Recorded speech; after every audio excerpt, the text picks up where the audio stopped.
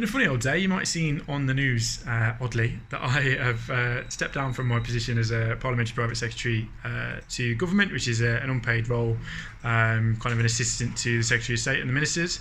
I've been planning that for quite a while because, to be honest, being at home during the lockdown has actually really made me appreciate what I'd been missing in terms of family and everything else, because that role requires me to be in London 4 days a week, every week.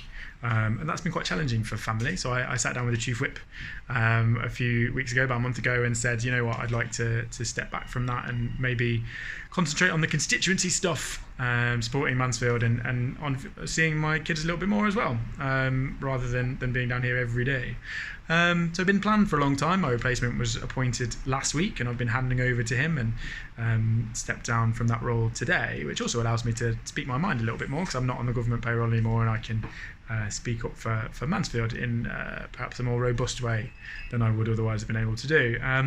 But obviously, you know, the cynics out there in the media have decided there must be some conspiracy and there must be something awful that's happened that's made me quit or be sacked, and there must be more to it. There really isn't. I just quite like my children, which apparently is quite difficult to understand for some people down in the Westminster bubble.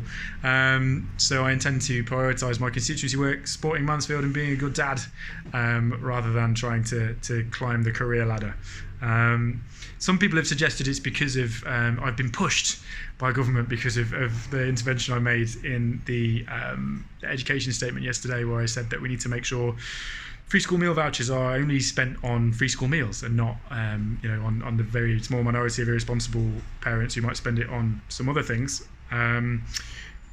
I can tell you that's not true. As I say, it's been planned for a long time, and amazing this morning to hear that connection made when there is really nothing at all to it. Nobody from government has contacted me about my intervention yesterday. Constituents on my local polling and on social media have been very supportive of it, so no reason why there would be that conversation. But I just wanted to clarify ahead of having, oddly, it now made the news for some reason.